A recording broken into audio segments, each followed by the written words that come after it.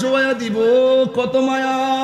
এমনিতে কান্দের মধ্যে বার লয় না, কিন্তু মৃতের খাটটা কান্দে লইবা লাগা পাগল হইয়া যায়, কত মায়া। ও বন্ধু আমার নবী কয়, যারা লাশ কান্দের মধ্যে লইয়া 40টা কদম হাঁটবি, আমার আল্লাহ 40টা কবিরা গুনাহ মাফ করে দিবে। এত আদর করে আমার কান্দে কইরা জানাজার মাটি নিয়ে গেছে, এমন ভাবে আবার আতুর দিয়া লাইন ধরে মানুষ দাঁড়ায় গেছে, কত মায়া গো। এত মায়া কেন?